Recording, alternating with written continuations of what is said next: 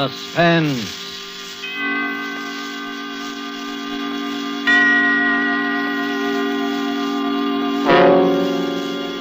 This is the Man in Black, here again to introduce Columbia's program, Suspense.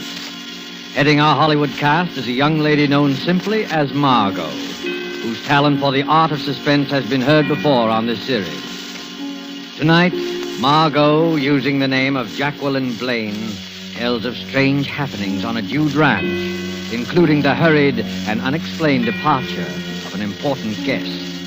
Appearing with Margo is Mr. Kent Smith, a newcomer to our microphone, as Gil Blaine, a young man forced by unrelenting circumstances into many odd and mysterious actions.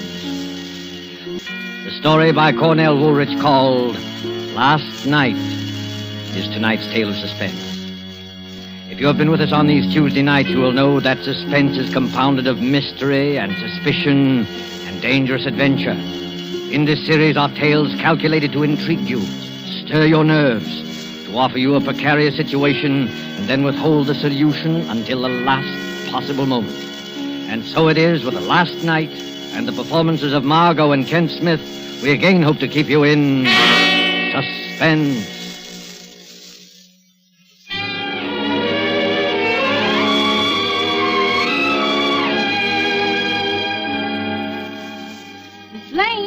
Miss Blaine, it's late. Ain't you figuring on getting up at all? Huh? Oh, yes. Oh. I'll be down in a minute, Leona. Go away now. I lay there looking up at the ceiling. Strange, I hadn't slept well last night. All night I had tossed and turned. Worry.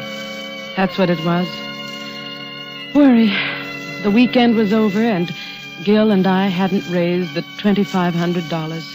We were right back where we started from, stuck here in the Hudson Valley with our dude ranch that wasn't paying expenses, and the debts piling up like new snow. That was Gil in the shower. I lay still and listened to the hiss of the water. Poor Gil. It had been a tough weekend for him, trying to be nice to Mr. Burroughs, neglecting the other guests to play up to him, flattering him, agreeing with everything he said. What was the use? I knew he'd never lend us the money. I knew it from the first. I never even wanted to invite him and his secretary up, but Gil had pinned his hopes on it. He'd worked so hard. Worked. Funny word to apply to it. Maybe if Gil had done some real work now and then instead... Morning, Jackie. Morning. Well, how did you make out? How did you make out with Mr. Burroughs? Gil, I'm talking to you. Is he still here? Who? Mr. Burroughs. Oh, no, he left. Well, I'm glad I didn't have to say goodbye to him. I got pretty tired of being nice to him, didn't you? Yeah. Took the 8 o'clock train? 8 o'clock. He took the milk train. The milk train? How do you know? Well, I drove him to the station. That's how I know. Well, what were you doing up at that hour? Well, I hadn't come to bed yet, that's all. But what got into him? The milk train, why, that hits here about 4:30 in the morning, doesn't it? About? Well, I can't get it into my head why they should bolt off like that. He went alone. His secretary's still here. You mean he left without Marsh? Yeah, Marsh was up in his room sleeping at the time. I guess Burroughs didn't want to wait for him. He went off and left his secretary behind? Well, now, that's the strangest thing I ever heard of. Why did he bring him in the first place? You had a row with him, Gil. He turned you down and you let it get the best of you. I did not. That's why he suddenly decided to leave like that. I did not, I tell you. Why should I say I didn't if I did? Oh, I don't know. Everything is so mixed up. Gil, dear, want to toss me my dressing gown? It's on the chair there. Oh, here you are, honey. Oh. Jackie? Yes? Jackie, I got it out of him. What? I got the $2,500. Gil. He finally gave in when I was driving him to the station. Well, you got all of it? The works. I didn't think he would. I mean, the way he was acting. Yes, I know, but he began to soften up after you'd gone to bed. When I asked him, he came through. But, Gil, you mean You mean he carries that much cash around with him? Well, there it is, isn't it? That's funny. You know, he came to me only yesterday and asked me where he could cash a $25 check. Oh, yes, I know about that. I cashed it for him. But the $2,500. Well, he had that all ready for deposit when he got back to town Monday. Couldn't get it to the bank on time on Friday. Oh. He didn't want to touch it, but when I told him I'd rather have cash than the check, well, he just went the whole way and accommodated me. Well, if there wasn't any friction, why did he leave at such an unearthly hour? I don't know. But, Gil... And I don't care. Oh, look, baby. We got the money. Let's just be thankful. Well, of course I'm thankful. It's just that... Miss Blaine? Miss Blaine? Yes, Leona. Well, just about to give you two up. Miss Rose and Mr. Carmen's almost finished with the breakfast. Ain't you two coming? Yes, in a minute, Leona. Come on, Gil. Let's hurry. It's hard enough to get paying guests without neglecting the ones we have. Well, I done fixed up Mr. Burr's room while I was waiting for you. Mr. Burroughs' room, but... You didn't have to bother. He won't be using it anymore. You won't? No, he left. You done left? Why, yes. Leona, what's the matter? Then what about all them suits and things he left hanging up in the closet? His clothes left in the closet? What about that, Gil? Well, he left in an awful hurry, that's all. Oh, leave me alone. Don't let's talk about it. All right. But somehow, I feel that something very strange happened last night.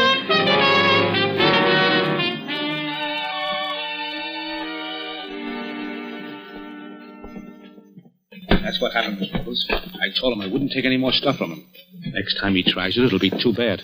For him. Here comes Gil and Jackie. Yeah. Have some more eggs, Carmen? Oh, well, I... Oh, hello, Gil. Oh, hello, Jackie. Gil. What do you do so chummy about? Why, we were just talking of Mr. Burroughs. Mr. Burroughs? Why, yes. Mr. Carmen had an appointment to play golf with him today. Golf? Yeah, yes, fine player, fine player. Oh, by the way, where is he? I haven't seen him all morning. He's not here. Not here? Well, what do you mean? He's left. He left? Yes, can't a guy leave if he wants to? Sure, I... Well, for one, I'm glad. He was an old goat. He's mad because he made a pass at her. Well, you didn't like him too well either, Carmen. You see, Carmen had a run-in with him back in the days of bootleg gin. Oh. Well, let's not talk about it. Gil's right. Mr. Burroughs is gone. Let's forget it. What's this? Oh, Mr. Marsh. What did you say about Mr. Burroughs leaving? Do we have to go through this again? Gil, please. Mr. Burroughs left on an early train. Oh, you're joking. No, I'm not. But I don't understand. Well, you're his secretary. You ought to know what he's going to do. That's right, Gil. I should know. That's why it's so strange. He told me we definitely were going to stay until this afternoon. Well, he changed his mind. Blaine, Frank. Oh, yes, and she's here. Just a minute. Miss Blaine. Miss Blaine, telephone. Coming. Excuse me, please.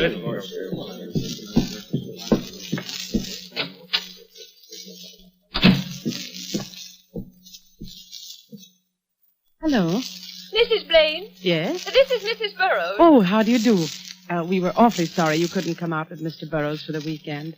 I'm sure you'd have I think it enjoyed was most inconsiderate of Homer not to let me know he was staying over an additional day. And you can tell him so for me. I think the least he could have done was phone me or send a wire. Mrs. Burroughs. I don't doubt he finds it attractive up there. Mrs. Burroughs, wait a minute. He isn't here anymore. He did leave early this morning. Early this morning? What do you mean? Well, he took an early train. He should have been in at, now let me see. At 8:30 this morning. 8:30? Well, then where is he? Why hasn't he come? Well, maybe he went directly to his office. Oh, no, I called his office. They haven't heard from him. You see, that's why I'm calling you. Oh, I don't understand all this. It does seem that Marsh would at least get in touch with Marsh? me. Well, Marsh is still here, Mrs. Burroughs. Marsh is still there? Yes. He went off without Marsh? Oh, now I know there's something wrong. Why, he's never done that before. Please, Mrs. Burroughs, I'm sure there's nothing wrong. He's just... Well, I better let you talk to Marsh. Well, yes, please get him.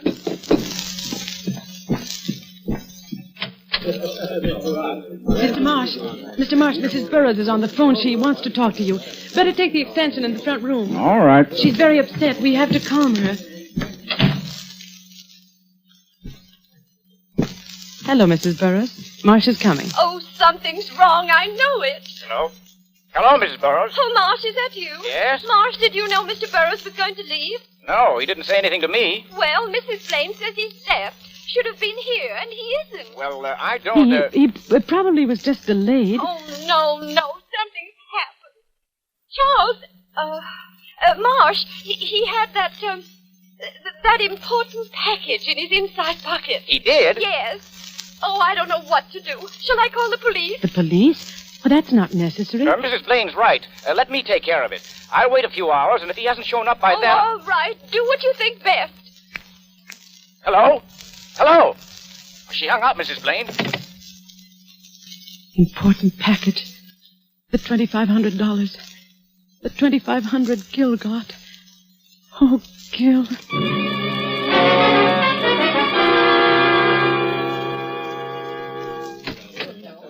That was Mrs. Burroughs. She was awfully upset. Well, Burroughs didn't show up. She wants me to call the police. The police? Oh, now, wait a minute. You don't have to call the police. Well, why shouldn't I call the police? After all, Mr. Burroughs is missing. Oh, he may show up yet. Certainly, he may show up yet. Carmen's right. You don't have to call the police now. And why don't you want the police? Well, why... There's something strange here, all right. Why didn't Mr. Burroughs say a word to me about leaving? Well, you were asleep. I guess he didn't want to waken you. Oh, I've never known him to be considerate in my life. I suppose he knew what he was doing. I'm not so sure. What do you mean? Well, if he knew what he was doing, why did he leave his return ticket on the dresser? A strange silence fell over the entire group. Marsh was suspicious. Soon he would call the police. And I had a strong feeling that Gil knew more about this than he let on. After breakfast, the group broke up, and I stayed to help Leona clear the table, and I saw Gil and Carmen walk out on the porch together. Cigarette, Gil? Yeah, thanks. Yeah. Here. Yeah, fine morning. Listen, you didn't ask me out here to speak about the weather. No, I didn't. I want the money you owe me. Yeah, that's what I thought. It was due long ago. With the interest, it adds up to $2,500. I can't pay you now. Why not? You said you'd pay it today. Well, it's not that I haven't got it. It's what? Well, everything's so mixed up now. You know. You mean Burroughs' disappearance? Look, give me another 24 hours. I'd like to, Gil, but... Gil! Here comes Jackie. All right, 24 hours and no more. I'm sorry if I'm interrupting something important. Oh, no. We're just talking about the weather. It is lovely, isn't it? Yeah. Well, I better get up to the golf course. Oh, say, Gil, could you lend me the car to drive up? It's pretty far, and I'll do plenty of walking when I get there. Well, as a matter of fact, Carmen, I'm going to use it myself. Oh. Well, in that case, I'd better start walking. So long. Goodbye. He was after the money, wasn't he? Yeah, but I didn't give it to him. Why not? Mr. Burroughs gave it to you, and we do owe it to Carmen. Can't you leave me alone for a minute? Say, you two, why the frown? Hello, Miss Robles. I don't want to interrupt a private fight, so I'll state my business quickly. How about lending me the car, Gil? I want to drive I'm sorry, Miss Robles, but I need it. I'm driving into town, and right now.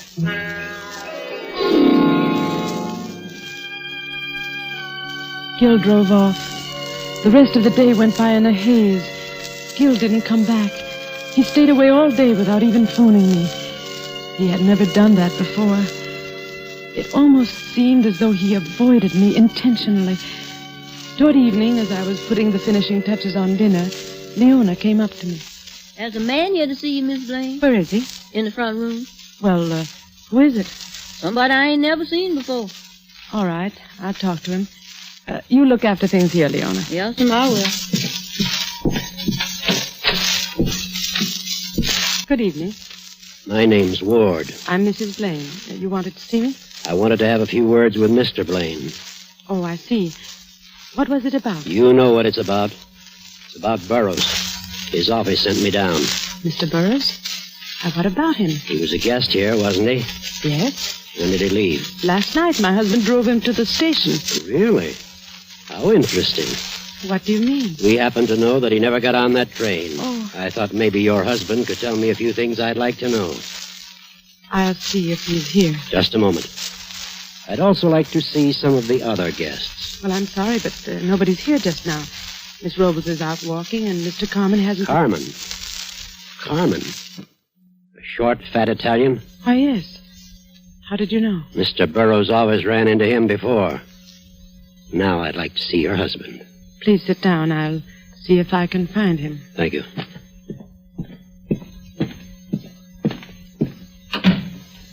Leona. Yes, Miss Blaine? Has Mr. Gill come back yet? Oh, no, ma'am. I ain't seen him since he drove off this morning. I see. Well, tell the gentleman to wait. I'm going out on the veranda.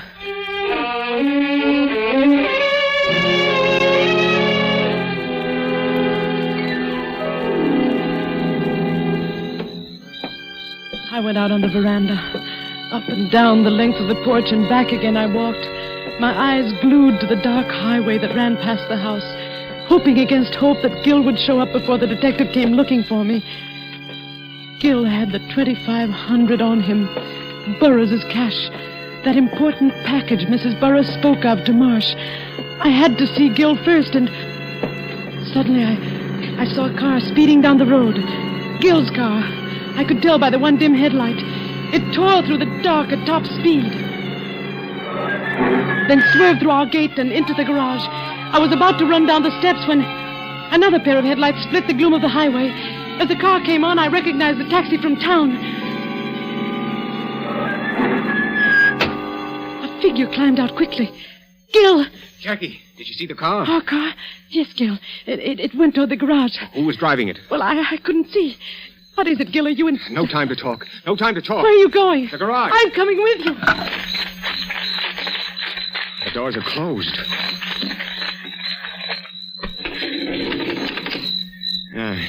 There. Nobody here. Anyone in the car? No. Whoever it was, beat it. Oh. I'd like to know who it was. Gill, I don't understand what this is all about. Well, frankly, I don't either. I was parked in front of the store in town. I came out and saw somebody hop in my car and drive off like mad. That's odd. I don't know what he was after, but I don't think he got it. I chased the car all the way here in the taxi. I saw it coming down the road. I thought it was you. Well, let's go back to the house.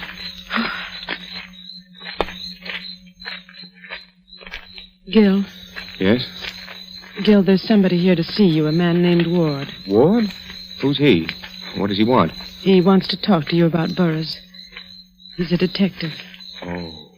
And, you'd better let me have the wallet with the money, just to be on the safe side. Now, look, I don't want you mixed up in anything. Well, I'll be all right.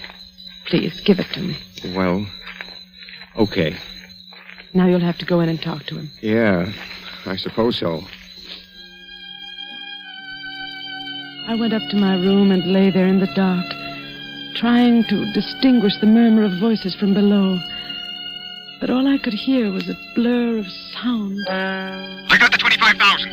Something's happened. The next time it'll be too bad for him. He made a pass at me. He left in a hurry. Let me alone. Why don't you want the police? Why don't you want the police? Why don't you want the police?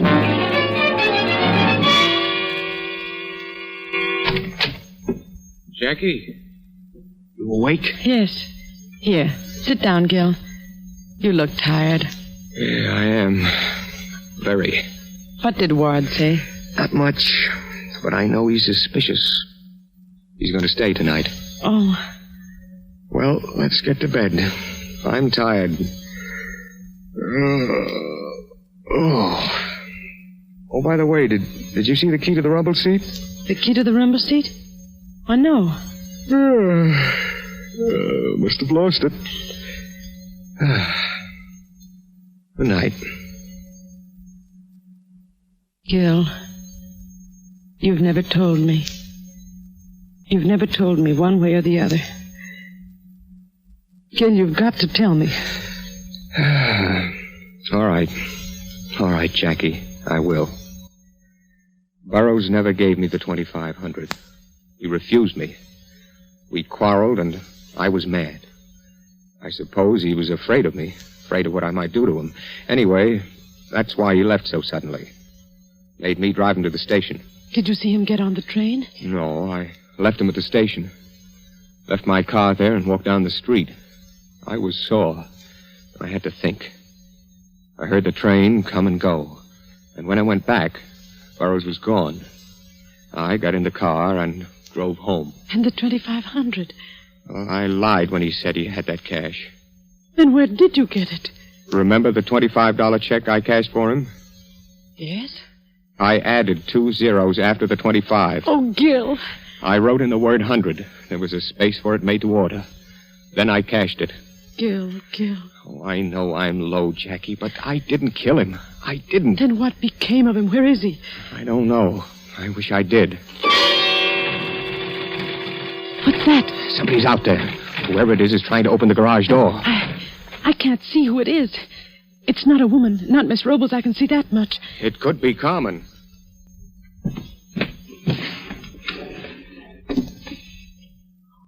What are you doing in that drawer? Just getting this gun. Now, quiet. No, Gil. Give me that gun. You can't shoot anybody in the dark like that. Please, Jackie. I'm going to turn on the lights. Don't, Jackie. Yes, Gil.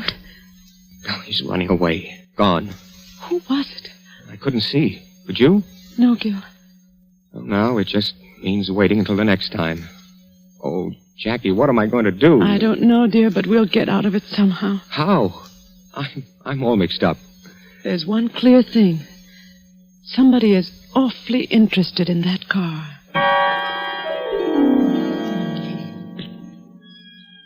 I lay awake until the sun was up. Then a shallow, feverish sleep came. And when I awoke, it was almost evening. Gil's bed was empty.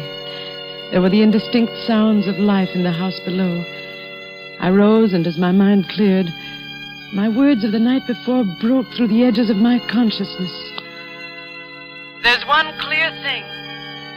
Somebody is awfully interested in that car. I dressed slowly. A tantalizing thought hovered just beyond my grasp. The car. What was there about the car? I slowly walked down the hallway, my eyes half closed, thinking I had to talk to Gil. Leona? Yes, sir? Where's Mr. Gill? Oh, he done went to town with Mr. Ward. You went with Ward? Yes, and right after breakfast. Mr. Carmen gave him a lift down and... Carmen? Yes, but Mr. Gill, he done left you this note. Oh, let me see it.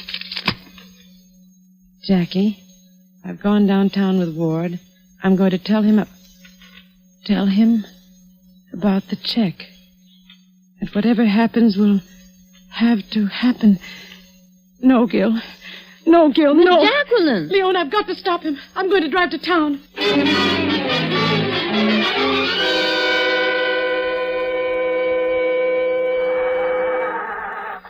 I've got to get there before Gil. Mrs. Blaine. Mrs. Blaine, where are you going? I'm going to town, Mr. Moss. Well, may I come along? Well, I suppose so. Hurry up and get in.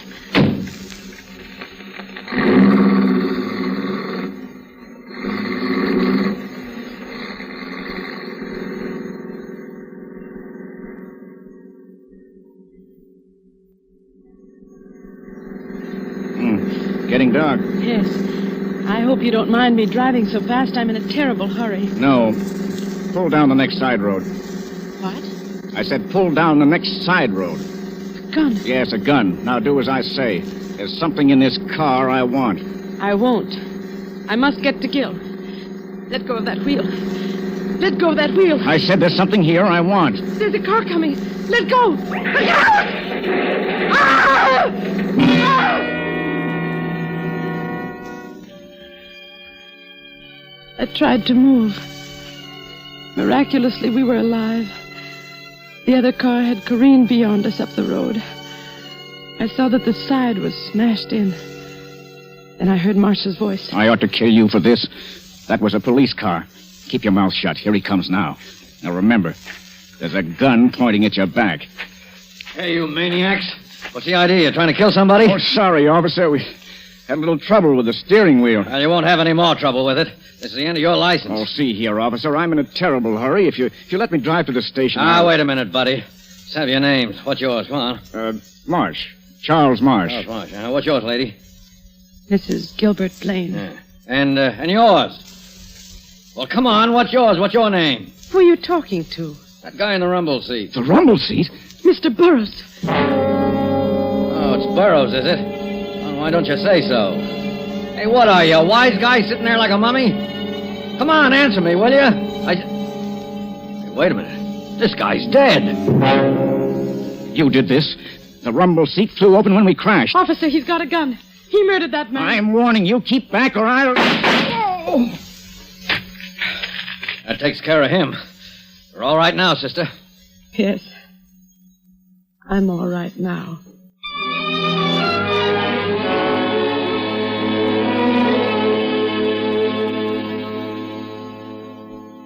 Well, that job's finished. Nothing left for me to do but go back to town. So it was Marsh after all. Yeah. I don't understand why. He was contemplating a change from secretary to husband. Naturally, with Mr. Burroughs dead, Mrs. Burroughs would inherit all the money. I see. Marsh followed Gill and Mr. Burroughs that night to the station. When Gill was gone, he killed Burroughs, stuffing him into the rumble seat, locked it, and kept the key. Well, the thing I don't understand is why Marsh kept fiddling with the car. What was it that he wanted? Seems to me he was in the clear if he left well enough alone. Uh-huh. That's what tripped him up. Remember when he talked to Mrs. Burroughs on the phone? They said something about an important package? Well, yes. I assumed it to be the 2,500 Gill told me about. But of course it wasn't. There was a package of letters that Mr. Burroughs had gotten hold of. I get it. Those letters were written by Marsh to Mrs. Burroughs. Right. And they would incriminate him. He found out about them after the murder. Right again. Oh. He had to get them to make it perfect. Well, I guess I'll shove off. So long, and thanks. Oh, by the way, you may want to deposit, say $2,500 to Mr. Burroughs' account. Yeah, I see what you mean. Thanks. Goodbye. Bye. Jackie? Yes. Our debts, there's still $2,500 that have to come from somewhere. Mm-hmm. We went a long way around to get right back where we started from. We come through all that trouble and end up broke. Yes, darling. That's the way it ends.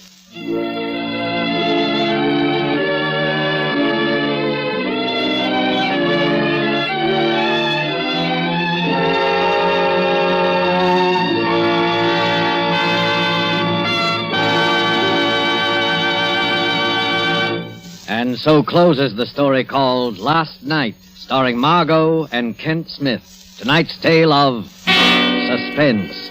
This is your narrator, the Man in Black, who conveys to you Columbia's invitation to spend this half hour in suspense with us again next Tuesday. The producer of these broadcasts is William Spear, who with Ted Bliss, the director, Lud Gluskin, and Lucien Mahowick, conductor and composer, and Cornell Woolrich, the author, collaborated on tonight's Suspense. This is CBS, the Columbia Broadcasting System.